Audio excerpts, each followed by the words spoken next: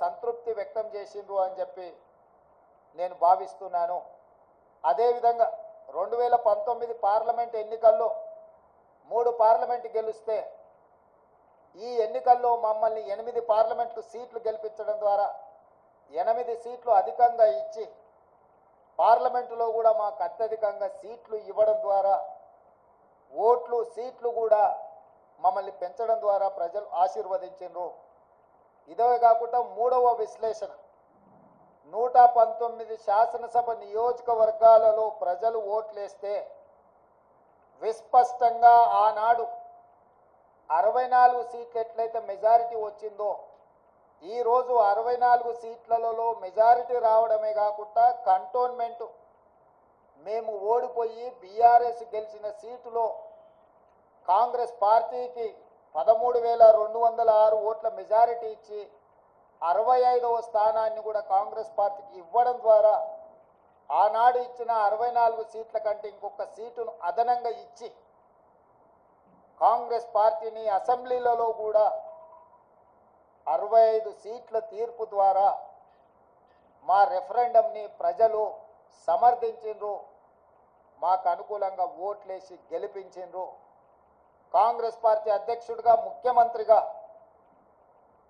Congress party ప్రజాప్రతినిధులకు మంత్రివర్గ సహచరులకు శాసనసభ్యులకు రాష్ట్ర స్థాయి నాయకులకు జిల్లా స్థాయి నాయకులకు మండల స్థాయి నాయకులకు మరీ ముఖ్యంగా గ్రామ స్థాయి కార్యకర్తలకు మనస్ఫూర్తిగా కృతజ్ఞతలు ధన్యవాదాలు తెలియజేస్తున్నా.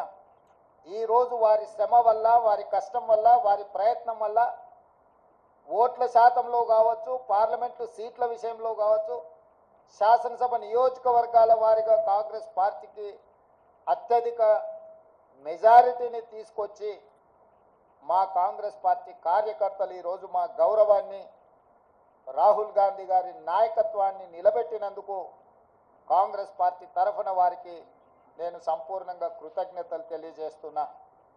ఇక రెండవది 8 పార్లమెంట్ సీట్లు గెలిచిన భారతీయ జనతా పార్టీ 2019లో 4 పార్లమెంట్లు గెలిస్తే ఈరోజు 8 పార్లమెంట్లు సీట్లు గెలవడం జరిగింది. వాళ్ళు కూడా వాళ్ళ సీట్లను పెంచుకున్నారు. ఆనాడు 20% ఉన్న ఓట్లను వాళ్ళు ఈరోజు 35%కి పెంచుకోవడం జరిగింది. అంటే ఈ రాష్ట్రంలో భారతీయ జనతా పార్టీ కూడా ఓట్లు సీట్లు పెరగడం జరిగింది.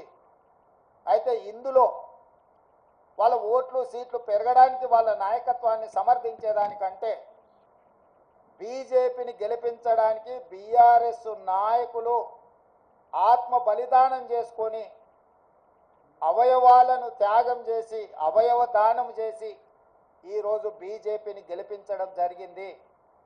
బీజేపీ గెలిచిన 8 పార్లమెంటు నియోజకవర్గాలలో బీఆర్ఎస్ 7 సీట్లల్లో డిపాజిట్లు కోల్పోయింది.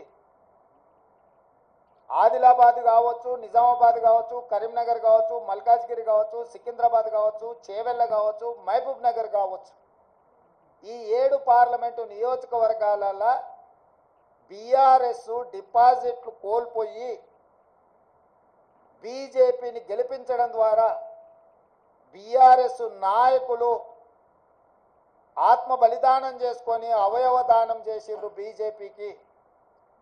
ఈ విషయం నేను ఈరోజు చెప్పడం లేదు. ఎన్నికల ప్రక్రియ మొదలైనప్పుడే స్పష్టంగా పార్లమెంటు నియోజకవర్గాల వారిగా బలహీనమైన అభ్యర్థులను పెట్టి బీఆర్ఎస్ శ్రేణులను